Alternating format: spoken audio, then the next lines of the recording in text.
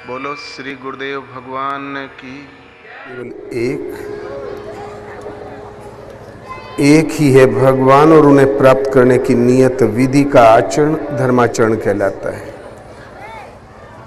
उत्तरकांड उत्तर है, सारे प्रश्नों का समाधान।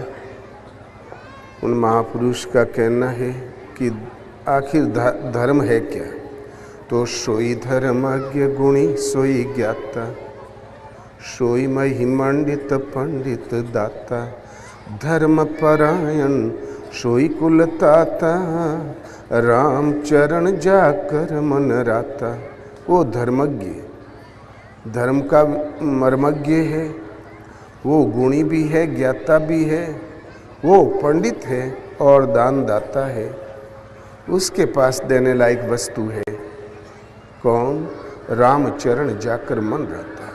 राम एक परम प्रभु के चरणों में जिसका मन अनुरक्त है।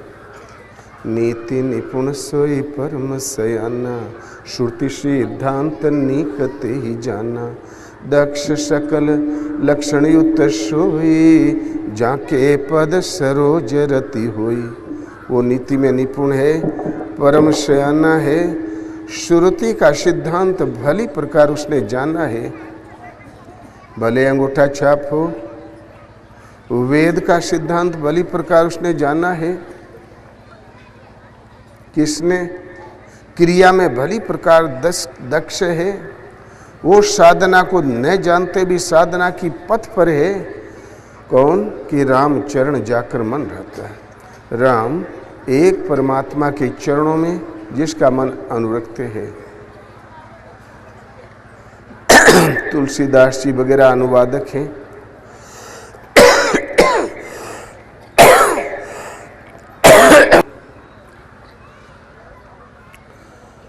मूल रामचरितमानस के निर्माता रचयिता भगवान शिव है। शिव के हृदय की उपज है मानस।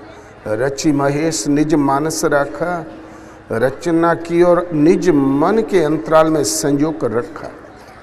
पाई सुसमय शिवासन भाका, अशुभ के विपरीत जब शुभ का समय आया, शिवा के प्रति कहा। मानव के हृदय में सत्यमयी प्रवृत्ति शिवा है। जिस घट में वो प्रवृत्ति जागृत हुई वो अधिकारी है, उनके प्रति कहा। अंत में मानस के रचयिता भगवान शिव स्वयं निर्णय देते हैं कि शोकुल धन्य उमा सुन, जगत पूज्य सुपुनीत, श्री रघुवीर परायण, जहि नरे उपज विनीत। हे पार्वती, वो कुल कृतार्थ है जिस कुल में किसी एक का राम उन परम प्रभु के चरण कमलों में प्रीति जागृत हो गई। सारा कुल ही भाग्यवान है। इसलिए एक परमात्मा में दृढ़ संकल्प होकर जो उन्हें पुकारे उस नाम का जाप करो। वैदिक ऋषि ओम का जाप करते थे, भक्तिकालीन ऋषि राम का, और बीच में है भगवान शिव। बोलो श्री राम जय जय राम।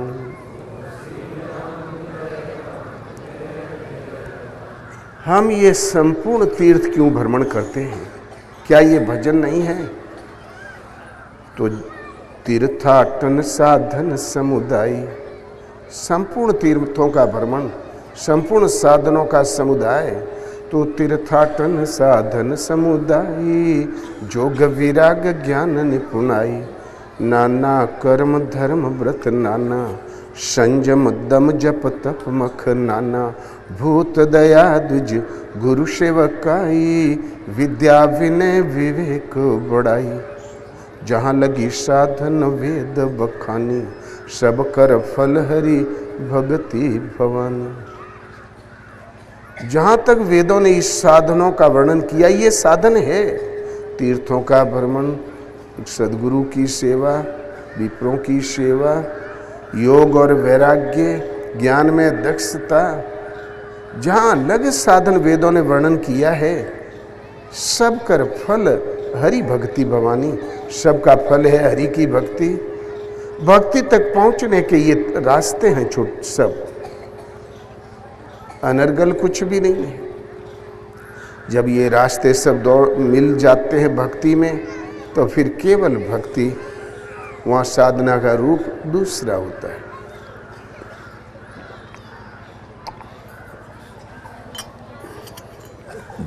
चित, हाँ, किसी को आने मत देना, चाहे मिट जाओ। श्री गुरुदेव भगवान की जय। न खुरापात कर, छोड़ दे, कुछ भी मत कर। आज का प्रश्न है, भाग्य में ये आवागमन में भटकना ही लिखा है, हमारे कदाचित कर्म में यही लिखा है, तो वो मिटे कैसे? ये कुसंस्कार सुसंस्कार कैसे? भगवान कृष्ण कहते हैं, अर्जुन आपी चेतसु दुराचारो भस्ते माम अनन्य भाक साधु रेव से मंतव्य सम्यक विवसितो ही से। अत्यंत दुराचारी, एक तो होता दुराचारी, एक होता अत्यंत दुराचारी। उंगली माल और वाल्मीकि के उस्ताद क्यों न हो? कदाचित दुराचारी पार लगा तो और एक कारखाना खोल लो, कोई फर्क नहीं पड़ता। अत्यंत दुराचारी भी अनन्य भाव से जो मेरी शरण में आता है, मुझे भजता है, वो साधु मानने योग्य है। क्यों? कि यथार्थ निश्चय से लग गया है। अनन्य माने होता अन्य ने, मुझे छोड़कर अन्य किसी देवी देवता को न भजते हुए केवल मुझे भजता है, वो साधु मानने योग्य है। क्यों? कि यथार्थ निश्चय से लग गया है। मूलतः जो सत्य है, नित्य है, यथार्थ है, उसका निश्चय वहाँ टिक गया। वो अपने घर की राह पर आ गया है, किन्हीं अंशों में उस सत्य को अपने में संजोया है, साधा है, इसलिए साधु मानने योग्य है। इतना ही नहीं, क्षिप्रम भवति धर्मात्मा शाश्वत शांतिम निगच्छति कौन्तेय प्रतिजानी ही न मे भक्त प्रणश्यति। वह शीघ्र धर्मात्मा हो जाता है, सदा रहने वाली शांति को प्राप्त कर लेता है। अर्जुन निश्चय पूर्वक ध्रुव सत्य जान, मेरा भक्त कभी नष्ट नहीं होता। था तो अत्यंत दुराचारी और पा गया शाश्वत शांति, अनामय पद, भगवान का धाम। ये शोध है भजन की।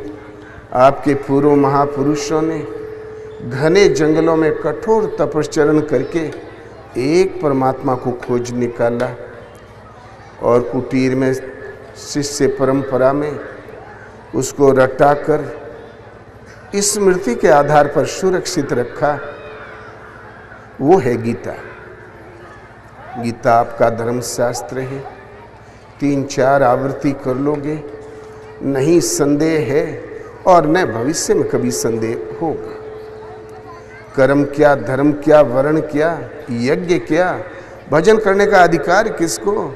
मूलतः हमारा जो दुर्लभ मानव तन मिला है, इसके क्या अधिकार हैं? पावन है कि गया गुजरा, सारे शंकाओं का एक साथ समाधान हो जाएगा। श्रीमद् भगवद गीता का भाष्य यथार्थ गीता 3-4 आवृत्ति करनी होगी, फिर जहाँ रुचि हो वहाँ देखें। गीता में भगवान कृष्ण का कथन है, एक आत्मा ही सत्य है। आत्मा माने परमात्मा, व्यापक ज्योतिर्मय ब्रह्म, वो सनातन है, शाश्वत है। उसे प्राप्त करने की नियत विधि यज्ञ है। यज्ञ को कार्यान्वित करना कर्म कहलाता है। कर्म पर प्रकाश डालते हुए कहते हैं, अर्जुन इस कर्म को करके तू संसार बंधन को अच्छी प्रकार नाश करेगा, कर्मों के बंधन को मिटा देगा। जिन कर्म संस्कारों से तुम बंधे हो, कर्म संस्कार मिट जाएंगे। कर्म कोई ऐसी वस्तु है, पूर्व कर्मों के संस्कारों का बंधन काटता है। आगे कहते हैं, अर्जुन इस कर्म को करके तुम संपूर्ण ब्रह्म को, संपूर्ण अध्यात्म को, संपूर्ण कर्म को और संपूर्ण अधियज्ञ सहित मुझको जान जाओगे। मुझे जानकर मुझ में ही स्थित हो जाओगे। कर्म कोई ऐसी वस्तु है, संपूर्ण ब्रह्म की जानकारी दिलाता है, संपूर्ण अध्यात्म की अनुभूति देता है और अधियज्ञ यज्ञ अंत में जिसमें समाहित होते हैं वो है परम तत्व परमात्मा। वे यज्ञ के अधिष्ठाता है और उनसे परिचय कराता है और फिर उन्हीं में सदा के लिए स्थिति दे देता है, भगवान के धाम में, गोद में। कर्म माने आराधना। इस कर्म को, यज्ञार्थ कर्म को करके अर्जुन मोक्ष से शुभार्थ, अशुभ अर्थात संसार बंधन से तुम मुक्त हो जाओगे। पहले तो बंधन थे, हम बंधे थे, आज हम मुक्त हो गए। कैसा भी कर्मों का लेख है कट जाएगा एक परमात्मा की शरण और साधना की गीतोक्त नियत विधि का आचरण करने से। मनुष्य कर्मों के आश्रित तो है, कर्मानुबंधिनी मनुष्य लोग के अनंत योनि है, केवल भोग भोगने के लिए है। मनुष्य एक ऐसी योनि है, कर्मों के अनुसार बंधन तैयार होता है, होता ही रहता है इसके द्वारा, शुभ अथवा अशुभ। तो कर्म प्रधान विश्वर चिराखा, जो जस करे सो तस फल चाखा। कर्म प्रधान है, इसने विश्व की संरचना कर रखी है। जो जस करे सो तस फल चाखा, जैसा करता है वैसा फल पाता है।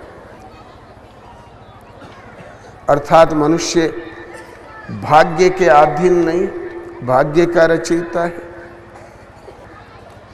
ये कर्मों का निर्माता है। केवल मनुष्य योनि में ही कर्मों के अनुसार बंधन तैयार होते हैं। बाकी पशु कीट एक निश्चित भोग योनि में अपन भ्रमण करते रहते हैं। देवता भी इसी परिधि के अंतर्गत है। देवताओं में भी नवीन साधना करके स्थिति प्राप्त कर ले, वो क्षमता उनमें नहीं, वो है तो इस मानव तन में। इसलिए देवता लोग भी इस मानव तन से आशावान है कि प्रभु कभी देवलोक से हम च्युत हों, गिरे तो ये दुर्लभ मानव तन हमें मिले। कारण कि नवीन साधना करके आगे परमात्मा पर्यंत दूरी उस योनि में संभव नहीं।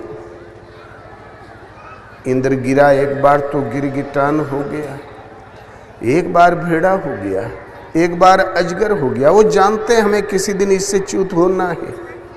तो प्रभु हमें ये दुर्लभ मानव तन उपलब्ध हो, वो भी इस तन से आशावान है। आपके पास एक वस्तु सबसे अधिक है। संसार में भले हो बुरे हो, है तो सब भोगी। एक समय की घटना, गंगा किनारे एक विप्र काशी से विद्या अध्ययन करके आचार्य ज्योतिषाचार्य की पदवी अर्जित करके वो घर जा रहे थे। पुस्तकें उस टाइम बेस कीमती थी, प्रेस नहीं थे, हस्तलिखित थी, बड़ी कीमती थी पुस्तक। पुस्तकों का बंडल सिर पर था।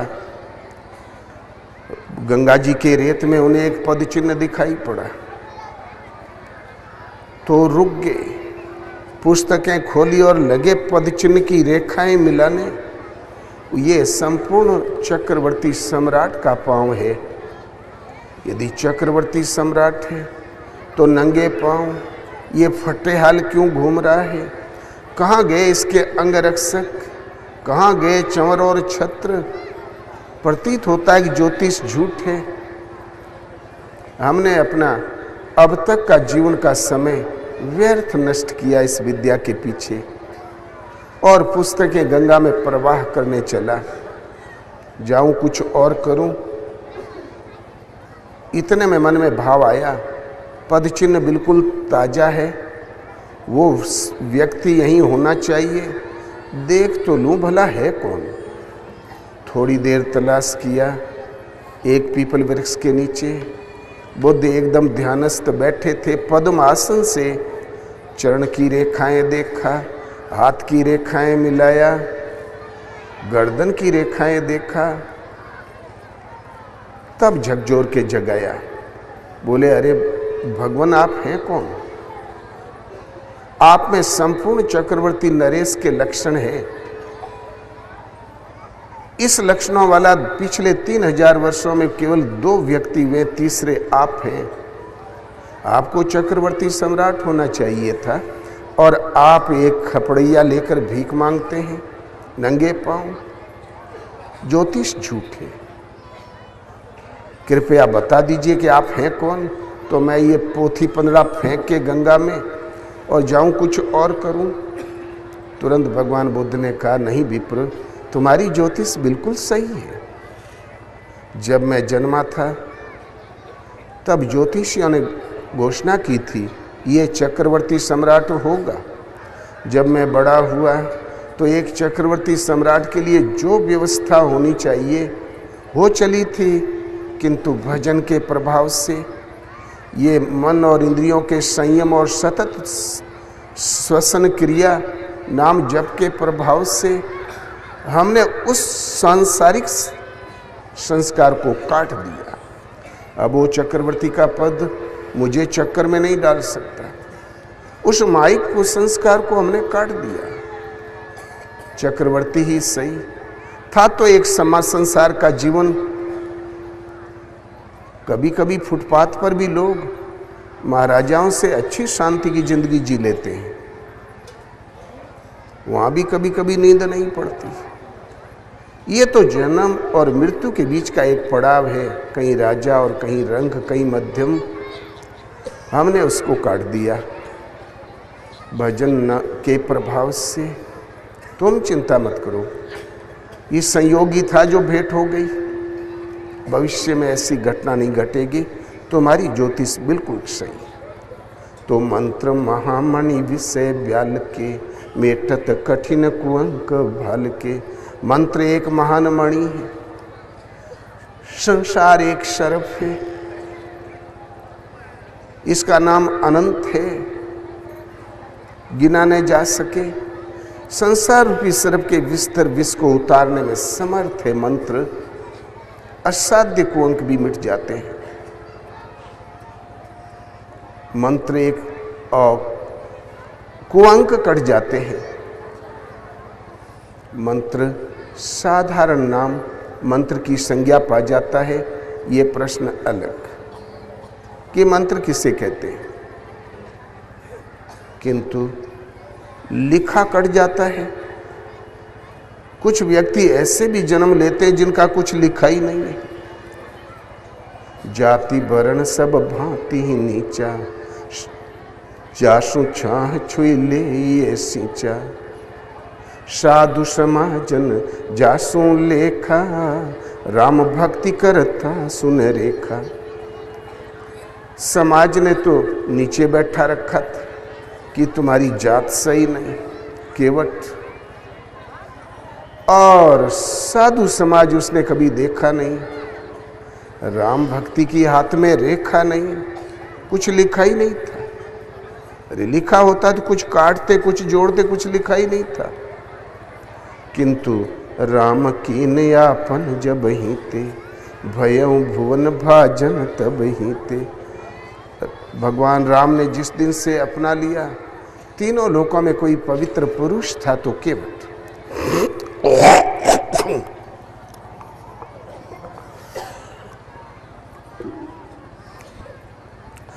केवट भक्ति की रेखा तो नहीं थी भाग्य में, और भक्त शिरोमणि हो गया। क्यों? बाल्यकाल से ही उसने विचार किया। दादाजी चल बसे, नाव इस पार उस पार करते। पिताश्री भी चल बसे, गोंगा मछली मारते, नाव इस पार उस पार करते। खटो, खाओ और मर जाओ। क्या इतना ही जीवन है कि और कुछ? और कोई शांति का उपाय है? मन चिंतन में लग गया, समझ में आया, भगवान राम के भजन चिंतन में लग गया, भूल गया नाव चलाना, और भगवान के विरह में डूब के लगने लगा। भगवान को रास्ता बदल के आना पड़ा। और राम कीन यापन जब ही ते, भयों भुवन भाजन तब ही ते। राम ने जिस दिन से अपना लिया, तीनों लोकों में कोई पवित्र पुरुष था तो केवट। वशिष्ठ गले मिले, भरत ने बाजू में बैठाया। भगवान जब अपना लेते हैं, सब कमजोरियां एक साथ मिट जाती हैं। इसलिए मंत्र में वो क्षमता है, प्रभु के भजन में असाध्य कुअंक भी कट जाते हैं। एक हुए हैं, इस जन्म करो और अगले जन्म में मिलेगा, ऐसी बात नहीं। कभी कभी इसी जन्म में करो और इसी जन्म में पाओ। युवराज दशरथ अभी रेख जाम रही थी। युवराज पद पर तो अभिषिक्त हो गए थे। महाराजा दशरथ, बाल्यकाल था, उभरती हुई जवानी का जोश था और धनुर्वेद पर हाथ रवां हो गया। शब्द वेदी बाण पर हाथ रवां हो गया। उन्हें नशा सवार हो गया। हुआ सवेरा, उठाया रथ, पहुंच गए जंगल में। कहीं चिड़िया की चिक चिक आवाज आई, मारा बाण, वो भी जमीन पर टपक गई। बंदर बोला खाऊं, मारा बाण, वो भी जमीन पर।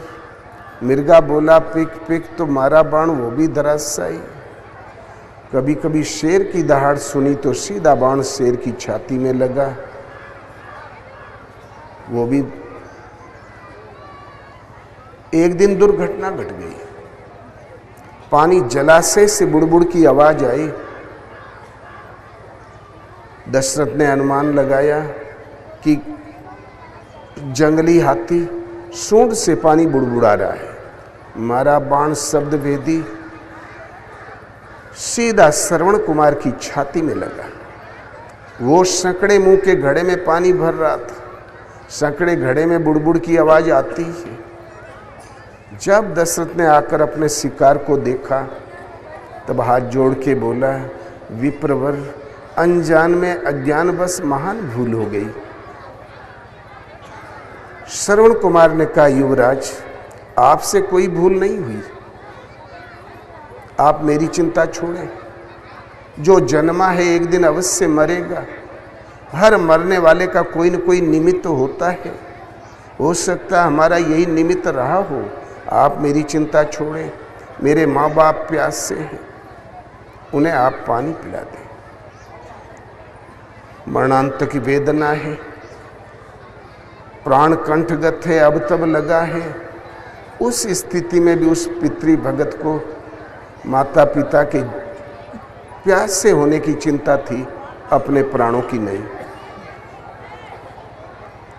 इन्हीं लोगों के इतिहास बनते हैं, इन सत्पुरुषों के इतिहास बनते हैं दुनिया में।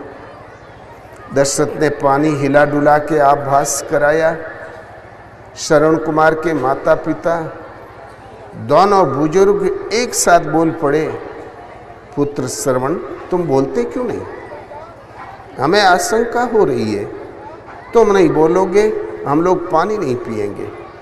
तब बोला, युवराज दशरथ, बताई घटना।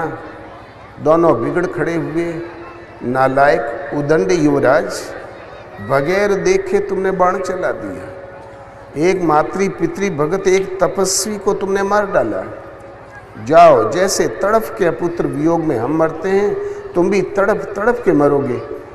एक श्राप, आशीर्वाद मिश्रित श्राप दिया और ठंडे हो गए दोनों। आस्ते आस्ते दशरथ राजा हुए। बुढ़ोती आ गई, न लड़का न लड़की। 350 रानियां थी दशरथ जी के। 3 पटरानियां थी। एक रानी वृद्धावस्था में और बढ़िया पा गई, जिसका नाम केकई था। वृद्धावस्था का बिया थोड़ा मेहनत ज़्यादा लेता है, सेवा ज़्यादा लेता है, हर बात में हाँ मिलाना होता है। दशरथ की भी यही दशा थी। और फिर उनमें लगा अमर हो गए, न लड़का न लड़की, न होगा पुत्र न होगा वियोग। दशरथ तड़फ रहे थे पुत्र का मुंह देखने के लिए। आशीर्वाद फलीभूत हुआ, पुत्र भी जन्मा, वियोग भी हुआ। राम गए वन की ओर और दशरथ की आंखें लटपटाने लगी। तब बोले दशरथ, कौशल्य, अब तो तुम भी नहीं दिखाई देती, अंधेरा छा गया है। श्रवण कुमार के माँ बाप मेरे आंखों के सामने खड़े हैं, मैं प्रत्यक्ष देख रहा हूँ, मेरा अंत काल आ गया। ये इसी जन्म की कमाई थी और इसी जन्म में घटित हो गई। भजन भी एक ऐसी धारा है, इसी जन्म में करो, इसी जन्म में प्राप्त करो, लेकिन टेक और लगन चाहिए, हट चाहिए। हनुमान जी की तरह लाख विपदाओं से गुजरने पर भी अपने ध्येय से जो विचलित नहीं होता, वो तीर की तरह लक्ष्य पर पहुंच जाया करता है। अरब में एक महात्मा हुए हैं सुकरात, यूनान में। वो देखने में शरीर से बड़े कुरूप थे, लेकिन हृदय के बहुत ही सुंदर थे। वो महात्मा थे, बहुत बड़े दार्शनिक कहलाए और थे महात्मा महापुरुष। उनके पास लोगों को राहत मिलती थी, भीड़ लगी रहती थी। एक बार कुछ काफ़ी लंबी भीड़ के बीच सुकरात बैठे थे। इतने में एक वो बादशाह सलामत के ज्योतिषाचार्य, राजकीय बड़े ज्योतिषी पहुंच गए।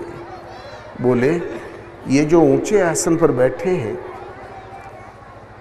आप लोगों की इच्छा हो तो मैं इनका भाग्य बता सकता हूं। जनता बहुत खुश हुई। गुरुजी का भाग्य न जाने कितना महान होगा। बोले, बताइए, अवश्य बताइए। तब उस ज्योतिषी ने बताना शुरू किया, ये जो ऊपर आसन पर बैठे हैं ना,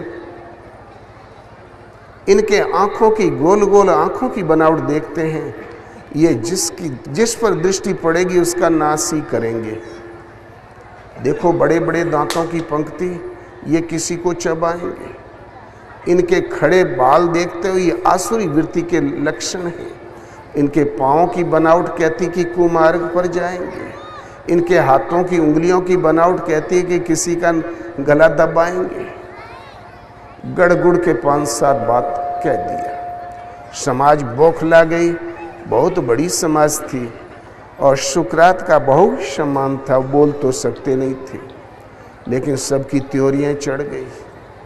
इतना बड़ा महापुरुष, इनके पास बैठने से शांति मिलती है, इनकी बातों में रस है, उससे रास्ता प्रशस्त होता है। और ये ज्योतिषी पता नहीं कहाँ से धूर्त आ गया।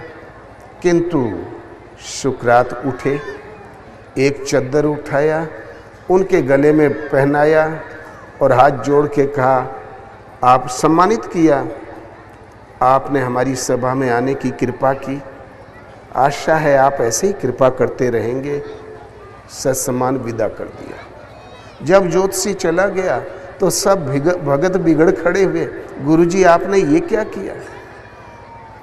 आप ही तो ऐसे हैं जिनके पास बैठने से हम लोगों को राह मिलती है, और इसने जितने दोष होते हैं दुनिया में सब आप ही के ऊपर मढ़ दिए। वो धूर्त है, वो झूठा है, किसी के सिखाने से आया है। शुक्राचार्य ने, वो सुकरात ने कहा, नहीं भक्तों, ऐसी बात नहीं, ज्योतिषी बिल्कुल सही है। और उसने जो कुछ कहा ठीक कहा। जो दुर्गुण मुझ में बताए मुझ में हैं, वो दुर्गुण मुझ में थे। जरा सी ज्योतिष वो भूल गया पढ़ना कि भजन के श्रद्धा पूरित समर्पण के साथ, एक ईश्वर के परमात्मा के प्रति समर्पण के साथ सतत चिंतन करने से, उन प्रभु का नाम सुमरण करने से वो कुअंक कट जाते हैं। अनुराग पूरित हृदय से साधना में प्रवृत्त होने से वो कैसे भी कुसंस्कार हो कट जाते हैं। बस इतना ही बताना भूल गया, और तो ठीक ही पड़ रहा था। आप सबके अंदर वो दोष हैं, इसीलिए आप लोग यहाँ बैठे हैं रास्ते की तलाश में, और रास्ते पर आप चलते भी हो, कुछ दोषों का निवारण करने के लिए तो चल रहे हो। सब में है, हम में भी थे, लेकिन भजन के प्रभाव से हमने उनको काट दिया। बस इतनी सी ज्योतिष वो भूल गया, और वो ज्योतिष में नहीं होती, वो किसी किसी महापुरुष के पास होती है। तो मंत्र महामणि विषय ब्याल के, मेटत कठिन कुअंक भाल के। मंत्र एक महान मणि औषधि है। मणि छुलाने से सर्प का विष उतर जाता है। ये विषय रूपी विष जो वासनाओं का विष है, उसके प्रभाव से सदा सदा के लिए शांत हो जाएगा। इसलिए एक परमात्मा के प्रति समर्पण होकर, समर्पित होकर, श्रद्धा पूरित हृदय से जो उन्हें पुकारे उस नाम का जाप करें। ओम राम शिव 2-2.5 अक्षर के नाम का जाप करें। बहुत लंबा चौड़ा मंत्र नहीं होता। ओम भगवते वासुदेवाय, ओम नमः शिवाय, ओम भूर्भुवः स्वः तत्सवितुर्, ये सब प्रार्थनाएं हैं। ये लंबी चौड़ी प्रार्थनाएं हैं। ओम शब्द से उच्चारित, हे शिव, हे कल्याण स्वरूप तत्व, मैं आपके प्रति समर्पित हूँ। ओम नमो भगवते वासुदेवाय, ओम शब्द से उच्चारित भगवान, सबके श्वास में निवास करने वाले प्रभु, मैं आपको नमन करता हूँ। ये प्रार्थनाएं हुई। ओम भूर्भुवः स्वः, तीनों लोकों में तत्व रूप से व्याप्त ज्योतिर्मय प्रभु, एकमात्र शरण स्थली, जीव मात्र की शरण स्थली, धीमहि धियो यो न प्रचोदयात्, मेरी बुद्धि में आप निवास करें, जिससे मैं आपको तत्व से जान लूँ। ये विश्वामित्र 3-3 बार साधना से च्युत हो गए। तब सोचा, बहुत साध के पांव रखता हूँ, तभी माया इतनी प्रबल है कि कामयाब हो जाती। मुझे तब पता चलता है जब आकाशवाणी होती है। तब सोचा अपने बल से कल्याण संभव नहीं। तब भगवान के प्रति अपने आप को समर्पित कर दिया। उन्होंने स्तुति की उन भगवान की, अन्य किसी की नहीं, क्योंकि भगवान एक से सवा कभी हुआ नहीं। ओम भूर्भुवः स्वः तत्सवितुर्वरेण्यं भर्गो देवस्य धीमहि धियो यो न प्रचोदयात्। ओम शब्द से उच्चारित। ओम माने वे अविनाशी परमात्मा, अहम माने आप स्वयं, जिसका निवास आपके हृदय देश में है। भूर्भुवः स्वः, तीनों लोकों में तत्सवितुर, तत्व रूप से व्याप्त ज्योतिर्मय, सहज प्रकाश स्वरूप, एकमात्र वर्ण करने योग्य दैव। यदि किसी को आप हृदय में धारण करते हो तो इन देव को। धीमहि धियो यो न प्रचोदयात्, मेरी बुद्धि में निवास करें, जिससे मैं तत्व से आपको जान लूं। और फिर भजन में लग गए। भजन वैसे ही किया जैसे करना चाहिए, जैसे गीता का नियत कर्म जो उस वहाँ तक की दूरी तय करा देने की साधना उसका किया, जाप मंत्र का ही किया। अपने आप को भगवान के गोद में समर्पित करके जहाँ चिंतन में बैठे, माया आई, किंतु चारों तरफ कवच के रूप में भगवान थे। लौट गई तो विधाता आए और विश्वामित्र से कहा, आज से तुम ऋषि हुए। उन्होंने आंखें नहीं खोली। दोबारे आए, बोले आज से तुम महर्षि हुए। तब विश्वामित्र ने कहा, कृपया जितेंद्रिय ब्रह्म ऋषि मुझे कहिए। बोले अभी न तो तुम जितेंद्रिय हो और नहीं ब्रह्म ऋषि। तब बोले अच्छा तो फिर कृपया जाइए। फिर वो चिंतन में लगे ही रह गए। तीसरी बार अगाध स्थिति समाधि की देखकर विधाता संपूर्ण देवताओं के साथ आए और कहा, आज से आप ब्रह्म ऋषि हुए। तब विश्वामित्र ने कहा, भगवान यदि मैं ब्रह्म ऋषि हूँ तो वेद मेरा वर्ण करे। तुरंत उनके हृदय में वेद उतर आए। कोई किताब नहीं थी, वेद है माने जानकारी। जो तत्व अविदित था परम तत्व परमात्मा वो विदित हो गया, वो उनके अंतःकरण में अनुभूति से आमने सामने प्रत्यक्ष हो गया। अविदित तत्व विदित हो गया। उन परमात्मा के आलोक में क्या क्या छिपे सारी सब कुछ सामने स्पष्ट हो गया। वशिष्ठ दर्शन दें, पूर्व ब्रह्म ऋषि थे वशिष्ठ, वो आए, गले मिले। ये प्रार्थनाएं हैं समर्पण करने के लिए, उन प्रभु के प्रति समर्पण किया जो कण कण में व्याप्त है, ज्योतिर्मय है, एक है। भजन ये नहीं, भजन आपको वैसे ही करना है जैसे गीता आदेश देती है। संपूर्ण संयम के साथ ओम का जाप, श्वसन क्रिया, प्राण अपान का चिंतन, प्राणायाम की स्थिति यदि 1-2 बार पढ़ लोगे तो समझ में आने लगेगा। ये साधारण नाम, जब मन नहीं लगता तो हम सहारा बच्चों को पढ़ाने के लिए तमाम चित्र फैला देते हैं स्कूल में। वही सब पूजा पद्धतियां, पूर्वजों के फैलाए हुए चित्र, ये देवी और देवता। फिर जब पकड़ काम में आ गई तो ये सब छूट जाते हैं। बच्चे फिर इन चित्रों से काम नहीं लेते। कै माने कबूतर और खे माने खरगोश, ए माने एप्पल नहीं पढ़ते। फिर कै का आशय और वर्णमाला पकड़ में आ गई, दूसरे ढंग से पढ़ने लगते हैं। तो पहले वही माला से चलती। जब मन अत्यंत विकृत है तो माला आवश्यक। फिर माला तो कर में फिरे जीभ फिरे मुख माही, मनवा तो 34 फिरे ये तो सुमरन नाही। माला भी छूट गई, जीभ से जपने लगे जबान से, वो भी छूट गया। फिर मन से जपने की स्थिति आती तब नाम श्वास से जपा जाता है।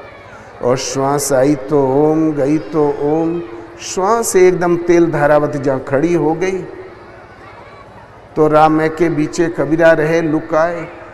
रा और मैं 2 शब्दों के अंतराल में कबीर अपने मन को रोकने में सक्षम हो गए थे।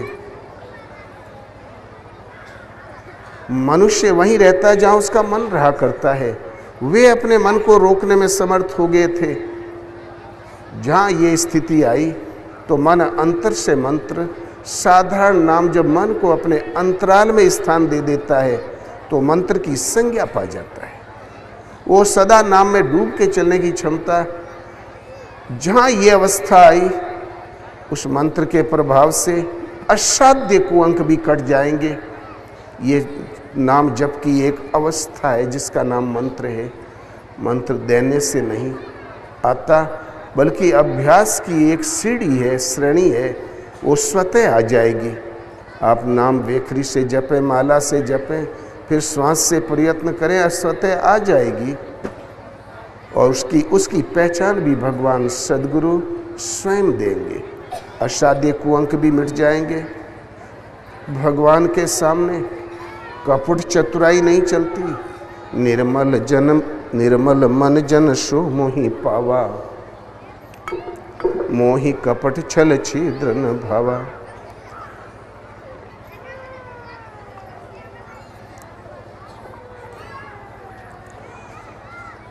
भगवान राम कहते हैं निर्मल मन, भीतर बाहर एक, भीतर कुछ और बाहर कुछ और, वो कभी कामयाब नहीं होता साधक। निर्मल मन वाला जन सेवक मुझे प्यारा लगता है। मुझे कपट छल छद्म नहीं सुहाता। और कपट चाहे छोटा हो बड़ा, बड़ा भयंकर होता है।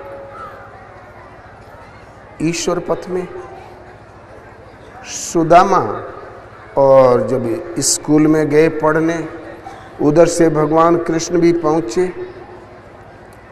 सुदामा पर दृष्टि पड़ते ही कृष्ण ने हाथ बढ़ाया, आओ मित्र। सुदामा ने कहा भैया तू ठहरा राजकुमार, मैं ठहरा गरीब ब्राह्मण। मित्रता बराबर वालों में होती है, निर्वाह नहीं होगा।